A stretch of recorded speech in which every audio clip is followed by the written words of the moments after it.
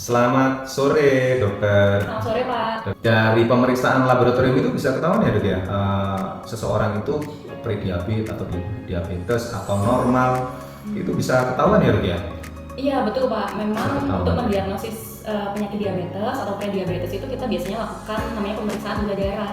Oh, Gitu. Nah, bedanya apa, dok? Diabetes, prediabetes itu apa, dokter, bedanya, dok? kalau diabetes itu biasanya kita kenal sebagai penyakit metabolik. Penyakit metabolik yang disebabkan oleh peningkatan kadar gula darah. Gitu. Kalau prediabetes itu juga peningkatan kadar gula darah, tapi masih dalam batas gula darah puasa antara 100 sampai 125, Pak. Jadi masih kenapa dikatakan pre? Karena masih belum cukup untuk didiagnosis sebagai diabetes. Diabetes Gitu. yang istilahnya tingkat keparahannya itu diabetes berarti, dok ya. Kalau Betul. prediabetes dia masih belum, istilahnya belum pasti dia diabetes mellitus gitu ya, Iya, masih betul. awal-awal. Masih akan menuju ke diabetes kalau untuk prediabetes itu sendiri. Gitu. Berarti cara untuk tahu seseorang itu mengidap prediabetes sendiri itu dari apa, dok? Apakah ada keluhan-keluhan atau ya harus dengan melakukan medical check up atau gimana, dokter? Ada cara Iya. untuk mendeteksi itu? Biasanya, Pak, kalau prediabetes itu memang pasien itu tanpa gejala. Jadi pasien itu tidak menderita atau tidak mengalami keluhan-keluhan seperti orang diabetes pada umumnya gitu. Jadi selain keluhan, mungkin biasanya kita deteksi dari faktor resiko kayak gitu. Faktor resiko. Mungkin dari keturunan atau dari genetik orang tua yang menderita diabetes biasanya diturunkan kepada anaknya seperti itu. Terus kemudian bagaimana cara untuk mendiagnosis gitu ya, Pak? Iya, Nah, jadi kalau seseorang itu ada riwayatnya, mungkin ada diabetes atau dari berat badan mungkin, dok ya, berat badannya mungkin tidak ideal, itu yang harus dilakukan adalah medical check up gitu, dok ya, supaya tahu ya Iya, ada betul, setuju, gulanya. Pak.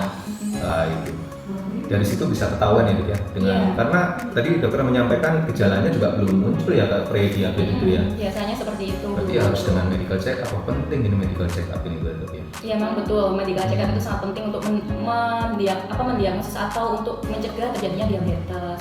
Jadi kalau misalkan pada pasien prediabetes itu biasanya gula darah puasanya itu akan berada pada range 100 sampai 125 mg per desiliter. Gitu, Pak. Tapi Kalau saya itu HbA1c katanya. Iya, jadi itu yang pertama kalau kita mendiagnosis prediabetes itu ada yang namanya gula darah puasa atau GDPT, gula darah puasa terganggu, atau GTGO gitu yang terganggu. Terus kemudian yang untuk memastikannya biasanya kita periksa HbA1c. Betul, kalau HbA1c-nya dinilai 5,7 sampai 6,4 itu yang kita katakan prediabetes. Tapi kalau misalkan di angka 6,5 ke atas baru kita bisa katakan pasien itu menderita diabetes. Memang untuk pemeriksaan yang paling akurat adalah HbA1c. 5,7 sampai 6,4 6,4. diabetes. Nah, ini harus diperhatiin ya untuk betul tahu. Dokter, kan ini tidak ada keluhan nih yang seseorang itu. Nah, kira-kira usia berapa sih kita harus mulai cek gitu, dokter? Check up gitu maksudnya.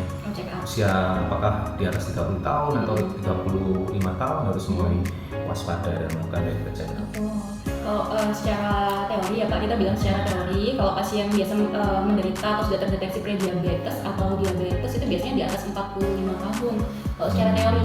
Tapi kalau untuk penelitian yang lebih terkini yang saat ini, mungkin pasien atau orang-orang yang sudah berusia 35 tahun itu memang sudah diperlukan untuk medical check up. Medical check up ya, di atas 35 tahun. Penyebabnya apa sih, dok, prediabetes itu, dok? Supaya kita bisa menghindari, dok. Nah, jadi kalau kita bicara penyakit diabetes atau masih prediabetes itu secara mekanisme penyebab itu ada dua macam, Pak. Jadi yang pertama bisa karena organ pankreas itu tidak bisa memproduksi insulin. Nah, itu yang kita sebut diabetes tipe 1.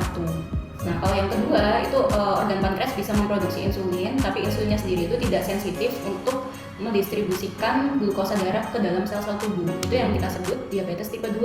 Jadi penyebabnya itu sebetulnya dua macam itu. Jadi kalau misal kita berbicara diabetes, jadi kita harus tahu penyebabnya yang mana dulu. Kadang diabetes tipe 1 pun bisa menyerang usia-usia anak-anak seperti itu. Untuk menghindari apa, dok? Terakhir, dok, saya maaf terlalu banyak pertanyaan nih, dok. Untuk menghindari diabetes itu sendiri apa, dok, yang harus kita lakukan? Yang paling penting itu kita menerapkan pola hidup sehat ya, Pak ya. Jadi pola hidup sehat itu seperti apa? Jadi kita batasi pola makan kita. Jadi membatasi makanan dan minuman yang tinggi glukosa, yang tinggi kalori. Terus kemudian disarankan untuk makan sayuran atau buah-buahan yang rendah indeks glikemik kayak gitu. Terus kemudian mungkin kita harus melakukan aktivitas fisik rutin. Kalau bisa, aktif ya, Dok, ya? Nggak mager ya, Dok, ya? Enggak dong. Kalau bisa 30 menit setiap harinya. 30 menit setiap hari. 30 menit. 30 menit. Ya. Terus kalau misal sempet ya apa namanya pola stres ya, maksudnya melakukan meditasi, yoga atau mungkin aromaterapi kayak gitu. Terus juga mungkin istirahatnya harus cukup, harus 7 sampai 8 jam per hari. Kemudian minum air putih yang banyak, jangan sampai lupa 2 liter per hari. Oke. Ya, terima kasih banyak dokter. Nah, ini check up nih jadinya nih. Kita harus check up penting untuk tahu apakah kita ada tanda-tanda ke arah prediabetes atau diabetes. Kalau sudah tahu, kalau sehat ya dipertahankan ya dok ya kesehatan. Tapi kalau udah ada tanda-tanda nih mulai meningkat, ya dikendalikan pola makannya, olahraga, kemudian jangan lupa cek lagi ya dok ya. Iya, saya sangat setuju Pak. Ya, terima kasih dokter Ika. Iya, terima kasih juga. Sini dulu dok.